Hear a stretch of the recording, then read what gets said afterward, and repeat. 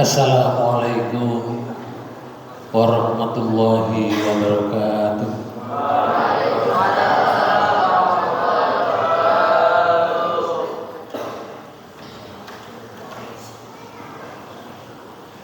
Bismillahirrahmanirrahim.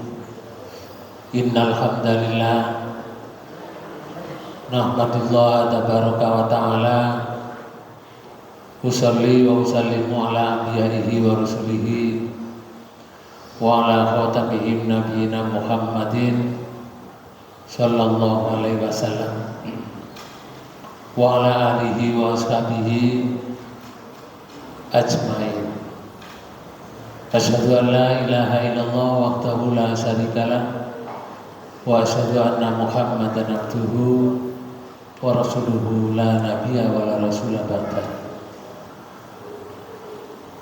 Hadirin hadirat Bapak Ibu yang dirahmati oleh Allah, wabil khusus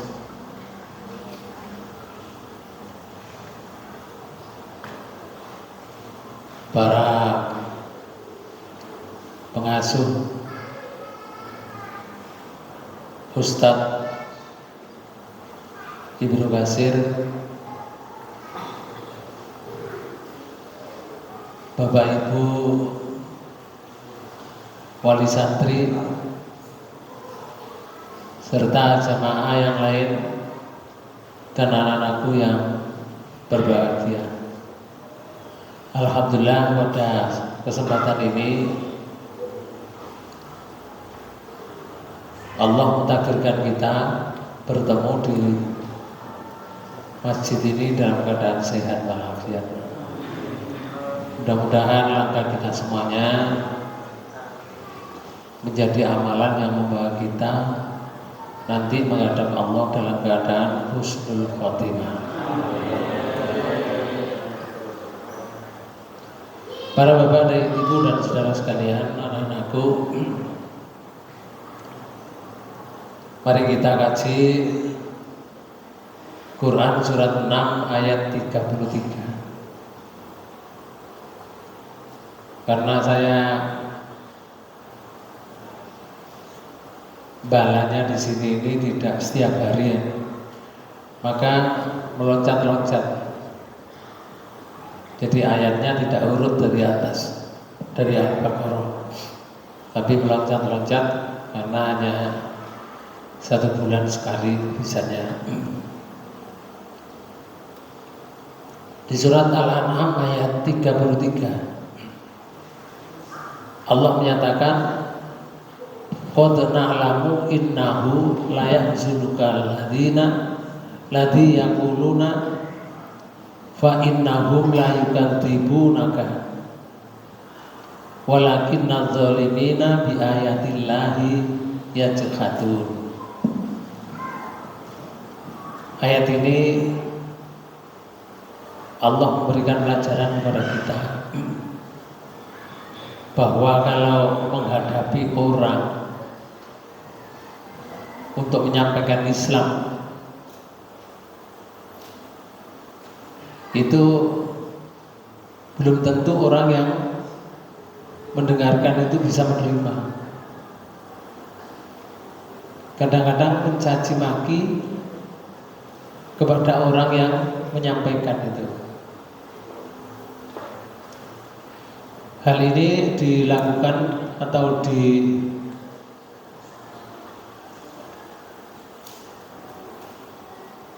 peristiwa ini terjadi pada zaman Rasulullah Nabi Muhammad SAW, ketika beliau menghadapi orang-orang kafir Quraisy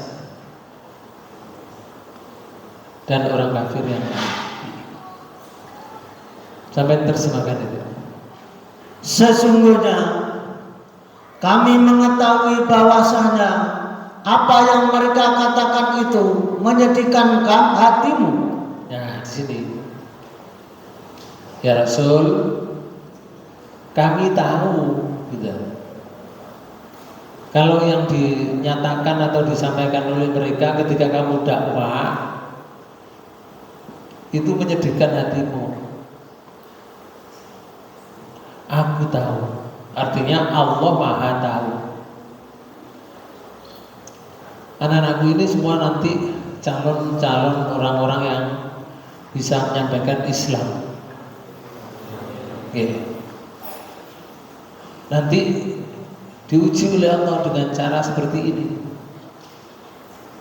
Diuji dengan kalimat-kalimat mereka yang jadi mustami itu, perkataannya menyakitkan hati, itu ada. Nyatanya dalam Quran Allah menyatakan, kami tahu ya Rasul, yang dikatakan oleh mereka itu menyedihkan hatimu.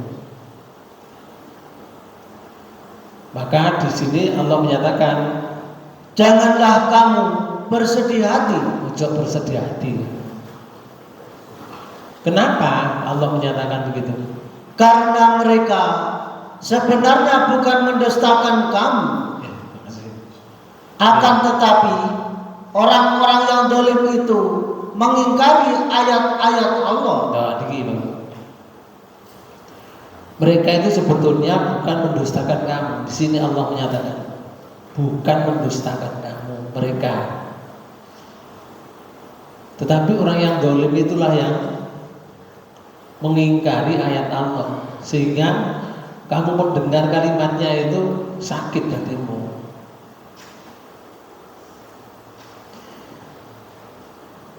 Di tafsirnya Ibnu Katsir itu menyebutkan begini.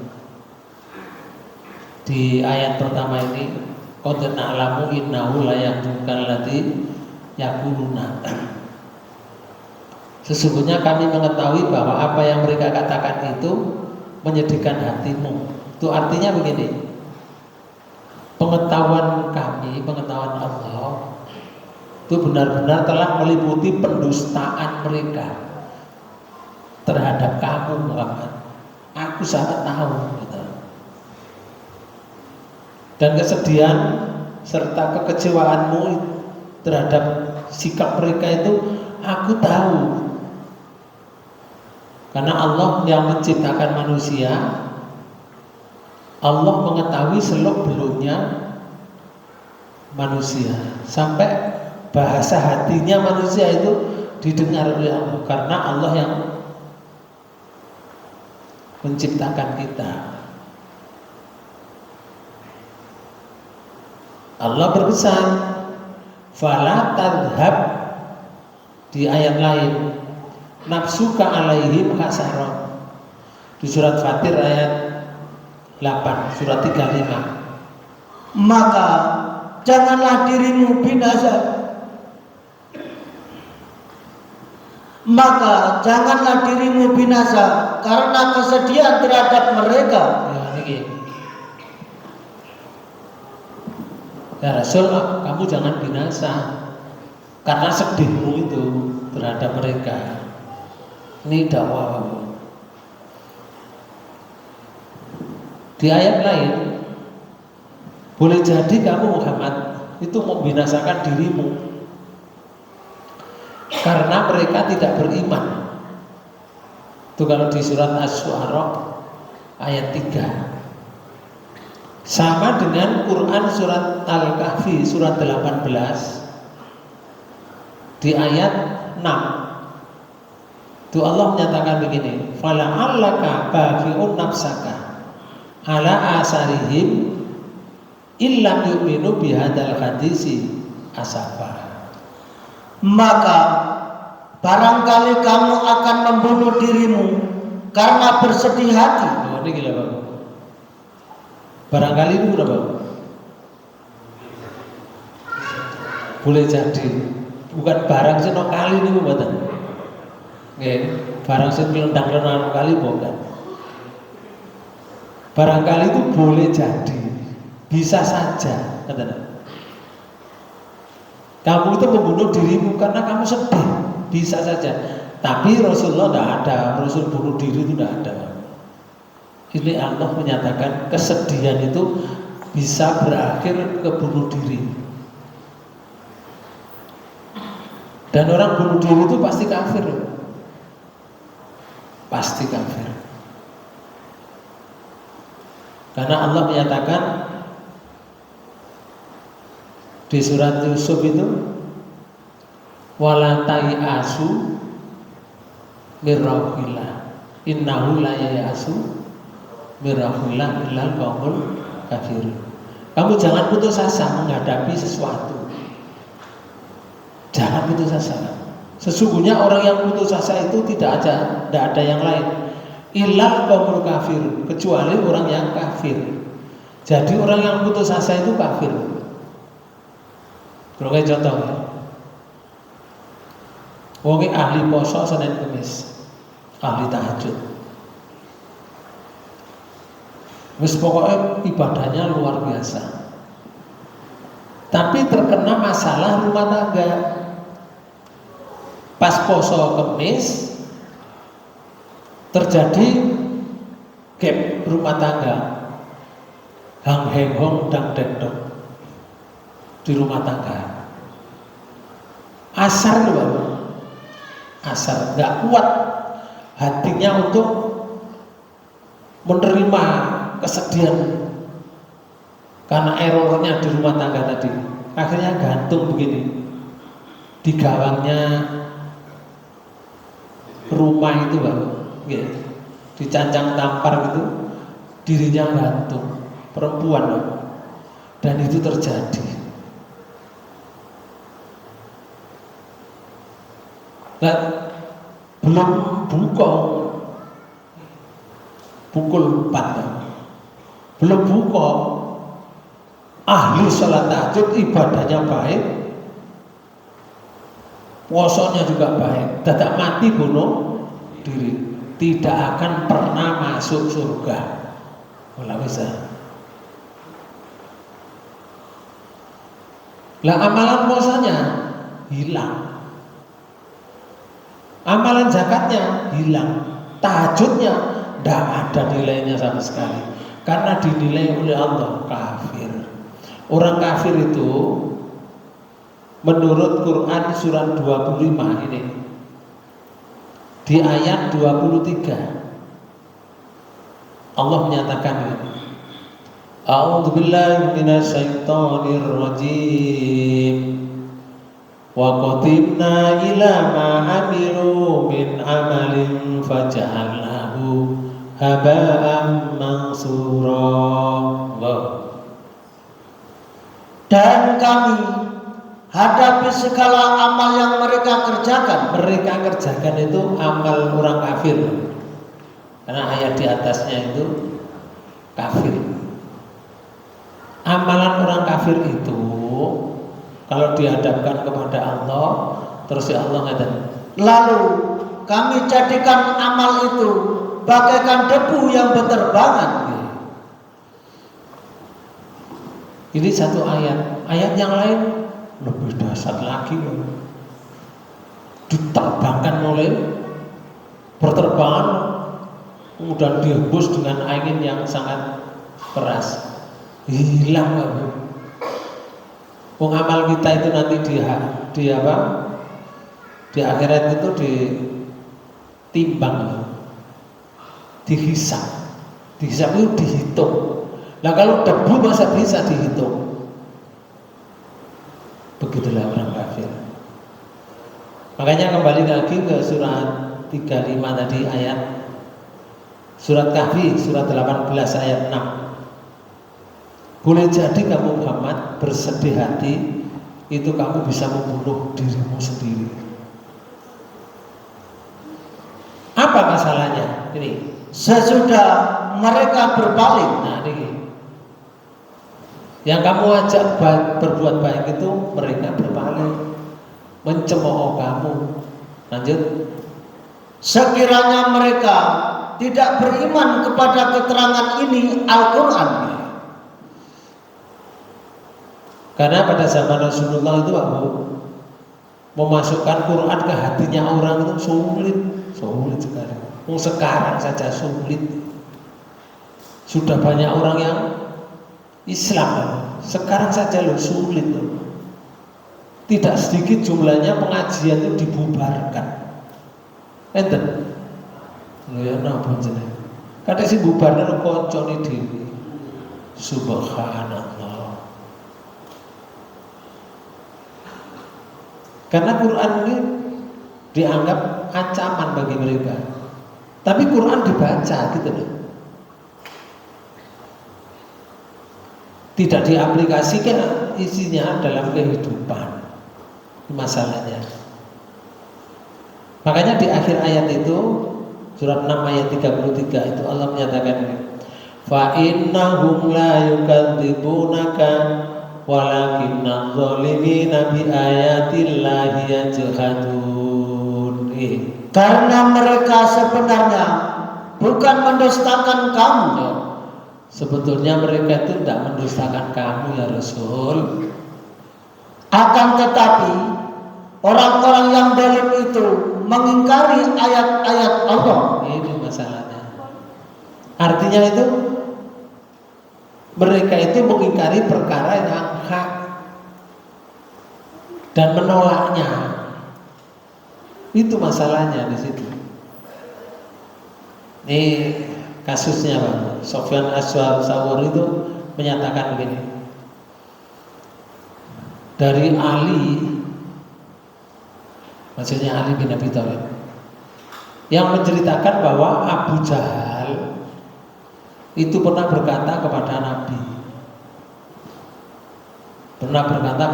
Shallallahu Alaihi Wasallam, sesungguhnya terus Abu Jahal, sesungguhnya kami tidak menuduh dirimu itu berpendusta Muhammad. Nah, Abu Jahal itu, kami sesungguhnya tidak menuduh kamu itu pendusta. Tetapi kamu hanya mendustakan apa yang kamu sampaikan itu. Itu menurut akalnya Abu Jahal. Rasulullah dianggap mendustakan apa yang disampaikan. Ya gak mungkin loh. Tapi kalimatnya ini, sesungguhnya kami tidak menuduh kamu pendusta loh, gak bisa. Makanya Allah berfirman, fa innahum la yukadzibunaka walakinna dzalimina bi ayatillahi yajhadun. Yang akhir ayat itu, karena mereka sebenarnya bukan mendustakan kamu, tetapi orang yang zalim itu mengingkari ayat-ayat Allah.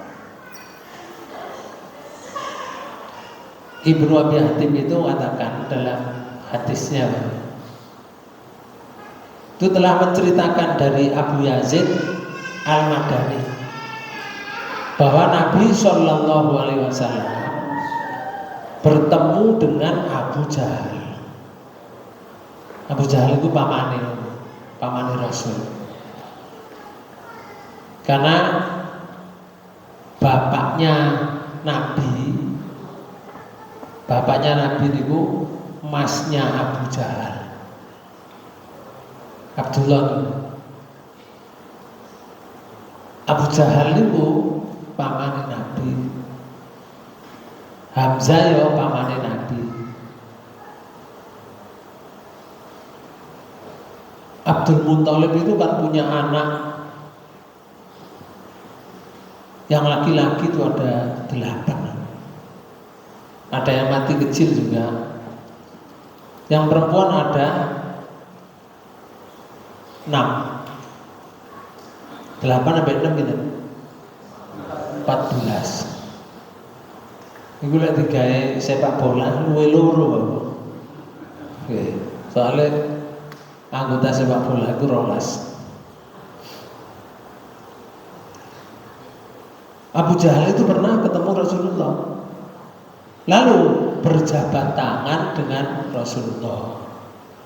Kemudian ada seorang lelaki berkata kepada Abu Jahal, Abu Jahal, kalau tidak salah, aku pernah melihat engkau berjabat tangan dengan Nabi, maksudnya Nabi Muhammad Sallallahu Alaihi Wasallam. Abu Jahal menjawabnya, demi Allah, sesungguhnya aku benar-benar mengetahui bahwa dia adalah seorang nabi. Itu pernyataan Abu Jahal. Benar-benar aku mengetahui bahwa dia itu seorang nabi, Muhammad. Berarti ngakoni loh.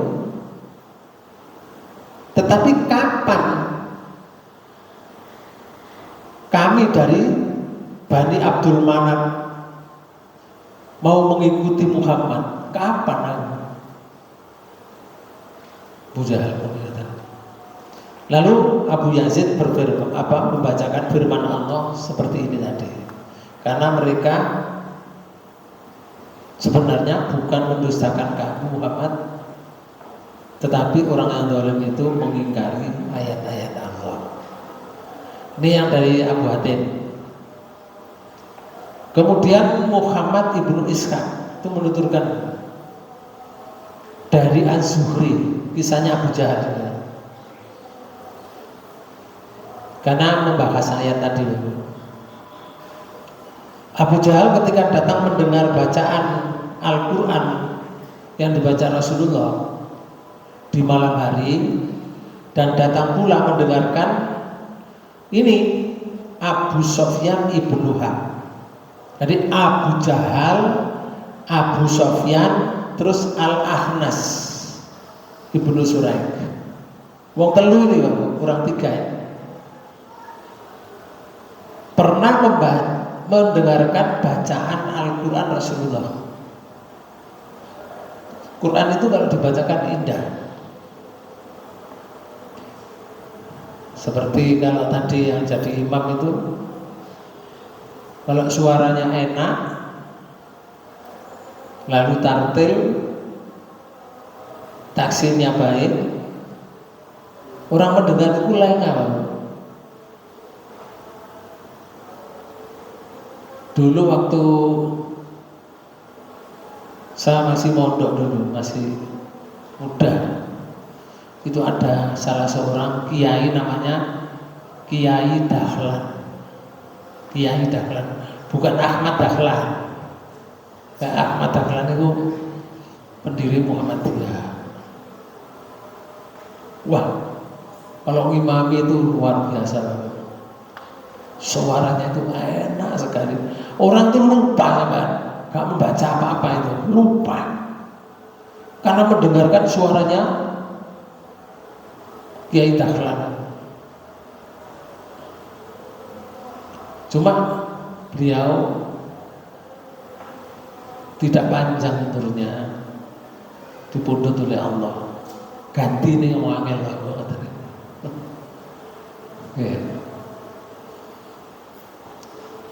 Nah, ketiga orang tersebut masing-masing tidak mengetahui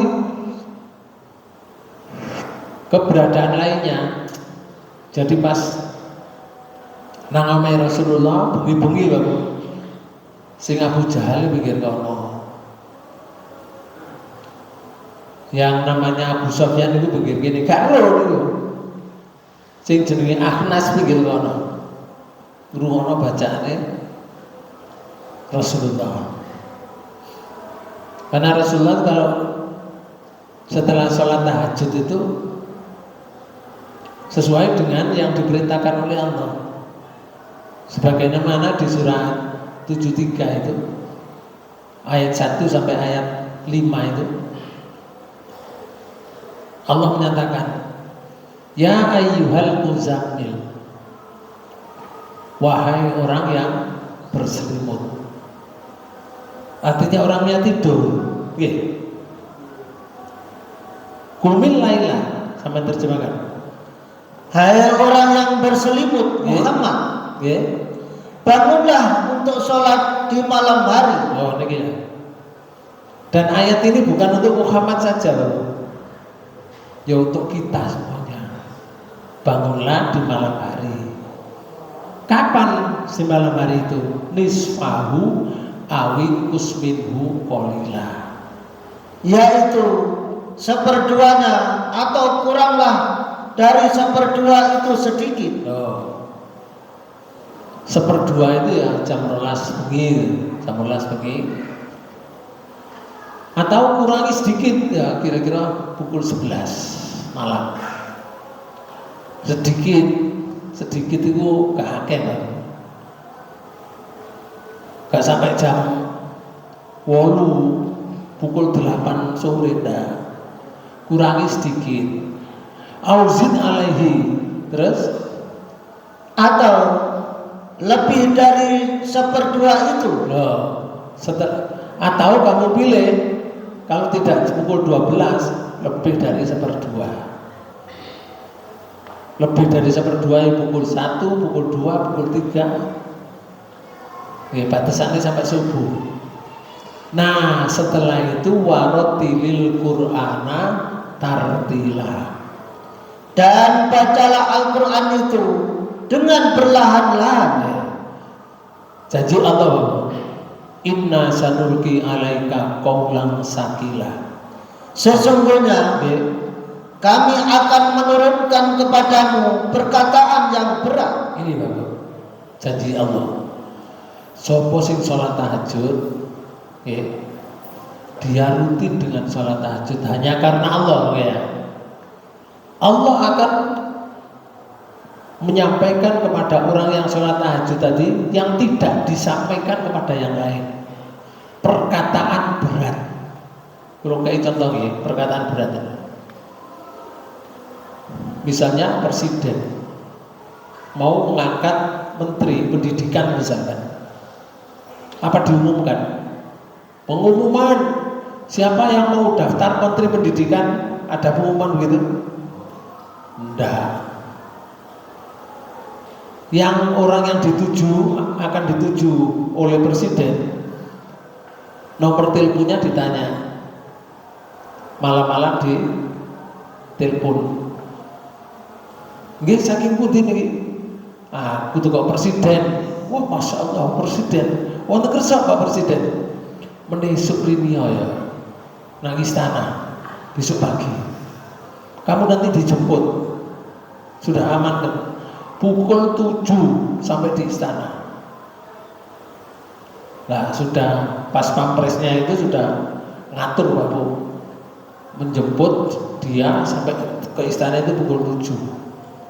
Di istana Presiden mengatakan ini, saya berkeinginan kamu cocok nanti jadi wakil pembantu saya menjadi menteri pendidikan. Pak Bu, ketika kalimat ini disampaikan didengar banyak orang enggak? Enggak.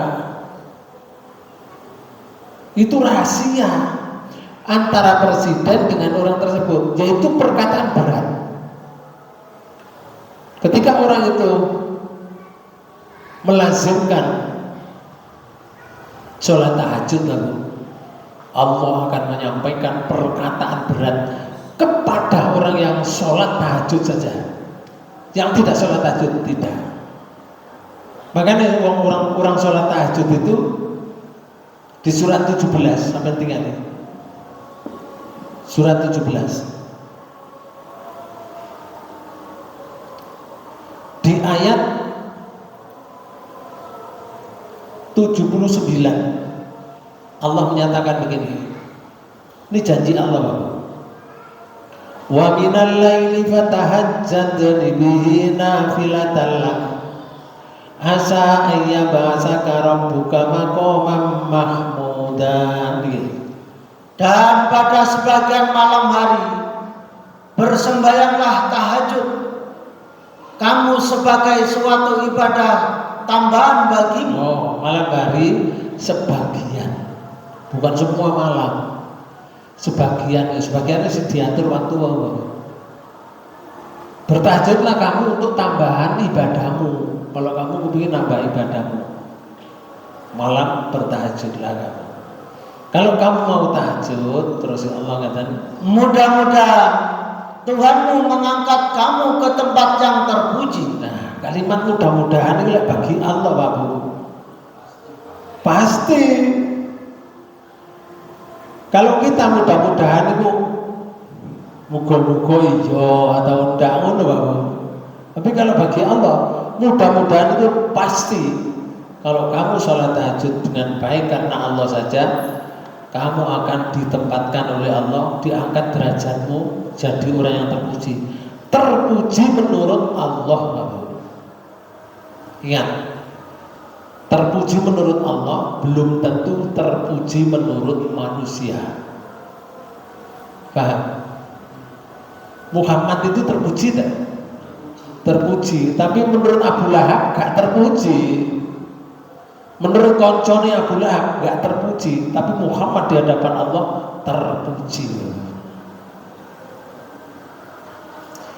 Jadi ada orang tiga ini, Abu Jahal, Abu Sufyan, Al-Ahnas, ngrungokno Rasulullah membaca Al-Quran di malam hari. Lalu mereka mendengarkannya sampai subuh. Loh, luar biasa Bapak. Nah, Rasulullah itu sholatnya pukul 2 sampai subuh, sampai suwi. Agak lama Bapak. Tertarik dengan bacaan Rasulullah. Dan ketika hari telah subuh, mereka bubar. Lalu dalam perjalanan pulang mereka bertemu di jalan. Wong telu niku bertemu. Loh, tukang ndi kamu? Lah ketemu awakmu tukang ndi? Akhirnya wong telu iku padha kepethuke. Nah, setelah itu di malam yang pertama masing-masing mereka berkata kepada yang lain, apakah kamu yang mendapatkan di malam pertama ini? Lalu masing-masing itu mengemukakan apa yang didapati dan difahaminya itu. Orang tiga tadi mengemukakan apa yang didapatinya yang dibaca oleh Rasul. Karena orang Arab itu Bapak, kalau Rasulullah membaca ayat Al-Quran gak ada artinya, gak ada ngoten. Wong Arab niku lek krungu bacaan Al-Quran niku wis ngerti soal bahasa Arab. Nek nang kene kudu diartekno. Jadi kalau membaca Al-Quran itu gurune artinya ngoten temriki. Nah, akhirnya mereka mengetahui apa yang dibaca Rasulullah itu. Kemudian mereka saling berjanji tidak akan mendengarkan lagi. Janji lu ya, salaman. Jangan mendengarkan lagi kamu. Wong telu nih, orang tiga nih. Abu Jahal, Abu Sufyan, karo Ahnas. Kenapa? Karena khawatir nanti kalau diketahui oleh pemuda Quraisy, dampaknya adalah pemuda Quraisy menjadi tertarik kepada Muhammad. Loh, masuk agama Muhammad kabeh loh. Berjanji loh ya. Ojo sampai kamu mendengarkan lagi. Sudah mulai salaman wong telu niku. Bapak Ibu sekalian, di malam kedua masing-masing dari mereka, Abu Jahal, Abu Sufyan, kemudian Al-Ahnas datang lagi Bapak, dengan dugaan bahwa kedua temannya tidak hadir. Jadi omahe Rasulullah niku dikepung wong telu niku dirungokno. Sing situ berangan-angan ala sing loro gak teko. Karo. Ternyata teko kabeh Bapak. Akhirnya Abu Jahal sebelah kono, Al-Ahnas sebelah situ, terus di situ di sebelah yang lain. Padha garone. Setelah selesai subuh, dalam perjalanan pulang mereka saling bertemu. Loh, aku tuh ganti, lawakmu ya ganti. Akhirnya satu sama lain saling mencela. Lah awakmu kan ngrungokno Muhammad, awakmu yang ngrungokno ngono. Padahal sudah janji nih, gak ngrungokno. Tertarik aku dengan Quran. Tertarik karena bahasa Arab yang di sana itu bahasa aslinya itu tidak seperti Al-Quran. Panjenengan pirsani Al-Quran itu tata bahasanya. Contoh ya, kalau kalimatnya gitu, ara'aital ladzi yukadzibu bidin, gurine din. Itu artinya sudah jelas. Tahukah kamu orang yang mendustakan agama? Ayat kedua, fadzalikal ladzi ya'tul yatim, yaitu orang yang menghardik terhadap anak yatim. Lek orang mengaku Islam tapi dengan anak yatim itu bencinya luar biasa, dihardik anak yatim itu, bentak-bentak. Itulah orang yang mendustakan agama. Walaupun dia sudah berangkat haji 7 kali Bapak, tapi kalau mereka itu terhadap anak yatim membentak-bentak, menghardik, maka itulah yang mendustakan agama. Yang nomor 2, fadzalikal ladzi yatumul yatim wa la yahudu ala ta'amil miskin. Ini bahasanya luar biasa, dan itu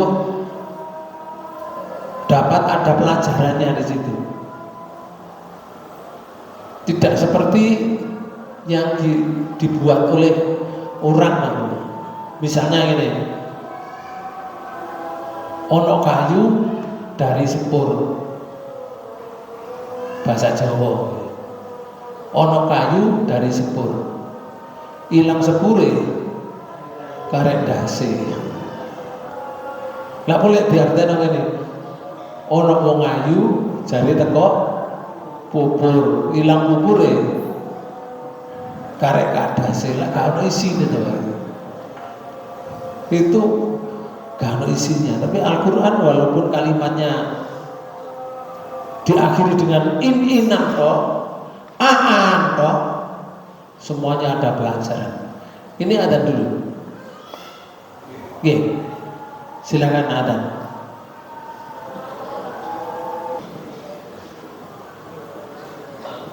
Bapak Ibu, kita lanjutkan.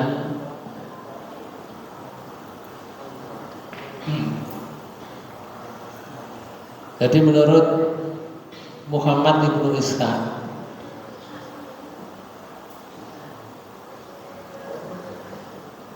sejak saat itu ada salah seorang diberi namanya Al-Akhnas. Itu sajane mereka tuh namanya bukan Al-Akhnas, tapi sejak dia berkumpul dengan Abu Jahal dan Abu Sofyan tuh namanya diganti. Sebelumnya namanya Ubay, tapi akhirnya diganti Al-Akhnas. Lalu Al-Akhnas itu menjumpai Abu Jahal, kemudian membawanya menyendiri, jadi dipanggil menyendiri di ruangan tertutup berduaan. Al-Akhnas ini manggil Abu Jahal, dibawa ke ruangan tertutup. Akhnas bertanya gini, wahai Abu Jahal, Abu Hakam, namanya Abu Hakam, ceritakanlah kepadaku tentang Muhammad. Apakah dia benar atau berdusta? Karena sesungguhnya di tempat ini sekarang tidak ada orang Quraisy satupun, tidak ada, selain aku dan kamu di ruangan ini, katanya Al-Akhnas. Dan kamu yang dapat mendengar pembicaraan kita, aku dan kamu saja. Lalu Abu Jahal itu menjawabnya, celaka kamu, demi Allah, sesungguhnya Muhammad itu memang orang yang benar. Jadi Abu Jahal itu loh mengatakan sesungguhnya Muhammad itu orang yang benar. Muhammad sama sekali tidak pernah dusta. Tetapi apabila Abu Qusay memborong semua jabatan berupa liwa, siaka, sikoya, dan hijabah, dan kenabian, maka apalagi yang tersisa buat kaum Quraisy yang lainnya? Artinya dari Abu Qusay, Abu Qusay itu keturunan dari Rasulullah ke atas sebab Qusay. Keturunan Qusay itu menguasai di daerah Arab di waktu itu. Termasuk niki liwak. Apa liwak itu? Liwak itu asal kata arroya, berasal dari kata roya yang berarti panji. Sementara aliwa berasal dari kata liwa yang berarti bendera.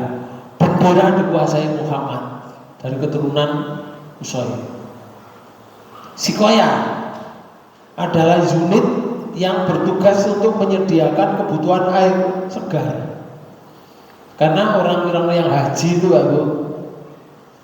di Mekah itu disediakan air minum untuk penduduk Mekah sendiri dan persediaan bagi jamaah haji. Iku sing menguasai adalah keturunan dari Muhammad tadi ke atas, Qusay. Terus yang ketiga, Al-Hijabah adalah Dewan Urusan Pengawal Keselamatan Khalifah. Muga otot mriki pas pampres. Pas pampres itu dikuasai oleh keturunan Qusay tadi sampai ke Muhammad, bukan yang lain. Abu Jahal mengatakan ini. Terus yang tersisa apa untuk orang-orang Quraisy? Muhammad itu benar, itu Abu Jahal. Tidak dusta Muhammad. Makanya di ayat ini disebutkan yang demikian itulah maksud dari firman Allah, fa innahum la yukadzibunaka walakinna dzalimina bi ayatil la yajratun. Di akhir ayat itu. Karena mereka sebenarnya bukan mendustakan kamu. Nyata Abu Jahal seperti itu. Tetapi orang-orang yang zalim itu mengingkari ayat-ayat Allah. Baik, namanya perjuangan. Maka Bapak Ibu sekalian, nih hidup ini Bapak, analognya hidup ini. Kehidupan dunia itu dianalogikan seperti bak bunga yang indah. Bak bunga yang indah. Orang hidup ini seperti bak bunga yang indah dengan dunia itu Bapak. Maksudnya apa? Begini, di Quran surat 20 ayat 131 Allah itu menyatakan begini, wala tamuddanna ainaika ila ma matta'na bihi azwajan minhum zahratal hayatid dunya linaftinahum fi warizqu rabbika khairum wa abqa. Surat 20 ayat 131. Dan janganlah kamu tujukan kedua matamu kepada apa yang telah kami berikan kepada golongan-golongan dari mereka. Allah itu menyatakan ini, jangan kamu tujukan kedua matamu. Kecil. Mataku niki lek kula sing duwe mata niku nyebut napa? Mataku. Tapi lek panjenengan sing duwe mata terus kula sing nyebut napa? Matamu. Kecil mboten misul niku ya. Soalnya ana wong muni matamu ngono dianggap misul. Pancene matane wonge. Allah lu menyatakan begini, jangan ditujukan kedua matamu kepada yang kami berikan kepada golongan dari mereka. Golongan mereka itu kayak Abu Jahal, Abu Lahab, suki-suki, Abu Sofyan, suki mereka. Kaya Bapak golongan dunia. Orang-orang kafir yang lain sama. Jangan matamu ditujukan ke sana. Terus ya Allah ini sebagai bunga kehidupan dunia ini Bapak, itu adalah bunga kehidupan dunia. Terus untuk kami cobai mereka dengannya. Lah, jadi Allah memberikan keduniaan kepada mereka itu bukan untuk kebaikan, tapi untuk dicoba. Si coba tak keihan dunia, harta yang banyak, mereka semakin tunduk kepadaku atau semakin kufur. atau semakin sombong dia.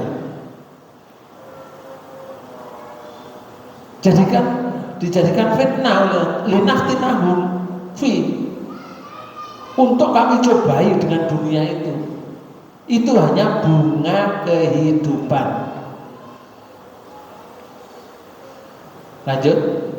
Dan karunia Tuhan kamu adalah lebih baik dan lebih kekal. Allah punya karunia, Pak. Karunia Allah itu lebih baik. Karunia Allah itu lebih kekal. Kita mencari karunia Allah dengan cara yang baik. Kalau diberi karunia oleh Allah namanya dunia, kita disuruh bersyukur, suruh zakat, disuruh sedekah dengan dunia itu. Jangan dimiliki sendiri. Dengan dunia itu kita benar-benar memanfaatkan.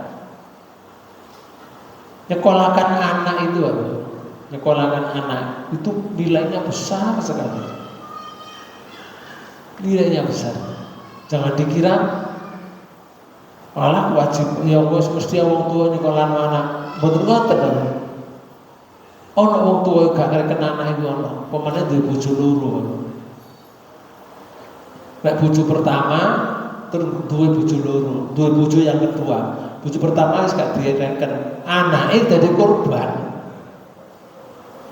Ngoten lho. Lah sing muni bojo loro biasane wong lanang, ngoten lho. Nek wong wedok ya gak ono wong wedok bojone loro ngoten. Makanya ibu-ibu saya pesan, Bu, kalau kepingin yang laki-laki itu kudu di rumah sama nuyal-nuyal lah betina. Nuyal-nuyal lah. Olah kudu wae. Nama kudu. Nggih. Mbut disengrangi wong lanang niku. Wis watuk ae disengrangi. Sampai wis watuk-watuk sampai jekikil ngene. Sampai wis mepet nang ngene tembok jadi disengrangi ya jungkel suwe-suwe Pak. Nggih. Ada orang perempuan seperti itu. Jadi dunia ini Pak Bu adalah mata Nabi. Nih, bagaikan bunga yang dipetik kemudian layu. Bunga ini lek gorong dipetik ketok apik ya. Nggih. Wong kepengin nyekel ya mbek bunga itu. Kepengin nyekel. Barang wis dipetik bunganya tadi layu Pak Bu setelah dipetik. Bagi orang yang mendapatkan kehidupan dunia, kalau orangnya itu tidak beriman, kalau pulang tidak dibawa, sedikit pun tidak dibawa. Saya itu pernah diundang ke Jombang. Orangnya itu masuki rumah. Soalnya tugas dari Aceh pindah ke Jawa, polisi loh. Terus ngundang saya. Ada sore itu banyak orang untuk apa? Masuki rumah, apa jenenge? Masuki rumah. Nggih, lek bahasa mriki ngelboni omah. Oleh omahe nyar baik. Aksesoris rumah luar biasa ya Allah. Sugih orangnya. Jadi saya itu tolak-tolak saking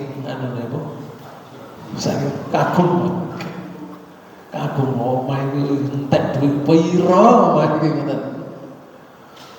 Nah, mari ngono saya pulang saya. Orangnya kan semalam melekan ambek kanca-kancane. Sampai pagi. Lek melekan berarti ngantuk. Meneh tugas. Gak wani nggawa sepeda motor sing biasanya nggawa putih wik gak wani polisi.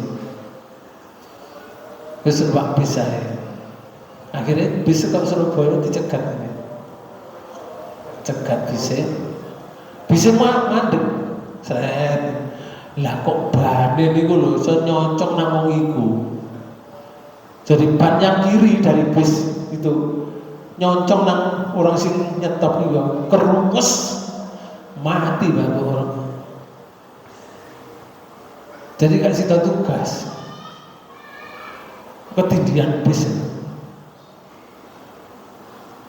Menurut saya, ketika waktu ada pengajian tadi, di sebelah sana itu ada kasur masih ada plastiknya, kurang dibuka kasur. Lah bar wonge wis mati lho, gak oleh turun kasur.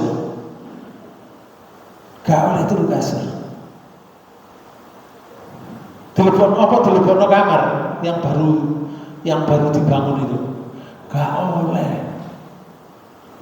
Digolekno bayang sing reog lho, aku sing dipangan rayap. Ya, sing metel iki. Ngono ku dekek ndare tutupi diberi tikar, orangnya ditidurkan di situ. Subhanallah. Dunia itu apa? Kalau sudah dinikmati, kalau dia sudah ajalnya datang, orang itu tidak beriman, tidak menggunakan dunia dengan baik, ditinggal. Kasur yang baru beli tidak dibawa sama sekali. Ya sudah tamat. Makanya dunia itu jangan dibuat sumbung-sumbungan. Itu semuanya adalah cobaan dari Allah Subhanahu wa taala. Rasulullah pernah bersabda ini dari Abu Sa'id Al-Khudri. Ujarnya, Rasulullah SAW duduk di mimbar, sedangkan kami duduk di sekeliling beliau. Beliau bersabda ini, Inna mimma akhafu alaikum min ba'di ma yuftahu alaikum min zahratid dunya wa zinataha. Hadis ini diriwayatkan oleh Bukhari Muslim.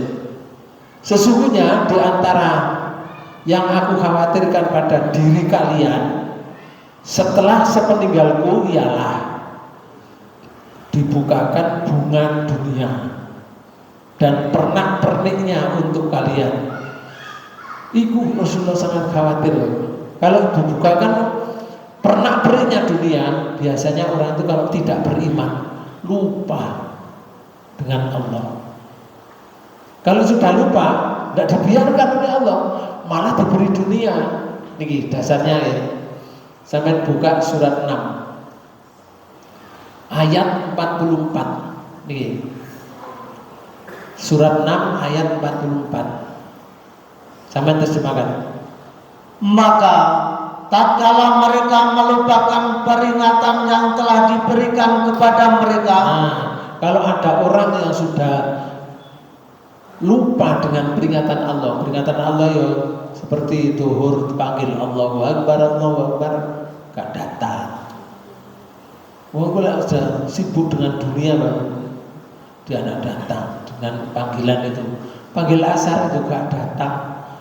Umek kan dunia nih, umek, gak leren-leren. Kalau mereka itu sudah diberi peringatan oleh Allah, tapi lupa, terus ya Allah kata, kami pun membukakan semua pintu-pintu kesenangan untuk mereka.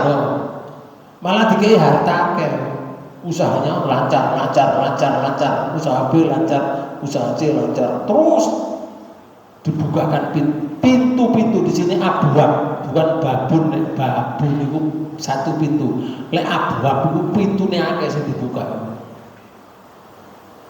Kira-kira lek hartai banyak, kumpul banyak, seneng gak? Senang kan? Lah lek seneng terus ya Allah ngeten. Sehingga apabila mereka bergembira dengan apa yang telah diberikan kepada mereka, bergembira hartai akeh, kumpul akeh. Bar wis tengah-tengah gembira, kami siksa mereka dengan sekonong-konong. Tiba-tiba ujug-ujug kayak sepur, ujug-ujug. Terus maka ketika itu mereka terdiam berputus asa. Kalau tidak dunianya meninggalkan dulu, dia meninggalkan dunia. Dunia ditinggal. Atau dunianya meninggalkan kita, orangnya masih hidup. Ada gunung meletus, omahe kebruan lahar, tapi wongnya urip. Dunianya habis. pernah itu di Gunung Semeru itu, orangnya kaya Bapak, namanya Begok itu, dia yang menguasai truk-truk yang besar-besar menguasai. Tapi begitu meletus gunung, laharnya datang, habis orang-orangnya, pembantunya, begoknya, truknya, rumahnya, tapi orangnya selamat. Nek selamat ngeten terdiam, berputus asa. Soalnya wis tuwek, gak iso nyambut gawe maneh wong iki kula nyambut gawe kit enom. Iku lek hartae melayu dhisik. Nek hartae melayu dhisik, wong iki berputus asa. Soalnya wis tuwek wonge, gak iso nyambut gawe maneh. Nol, mulai dari nol, gak iso tuwek iku mlaku kaya kula ngeten kudu digandengi apa maneh sikile loro. Terus kok nyambut gawe model arek nom-nom yo gak iso. Gak iso. Iku lek hartae mu budal dhisik. Lek wonge budal dhisik mlebu kuburan, putus asa. Putus asa di kuburan. Karena orang yang di kuburan itu kepingin balik lagi loh.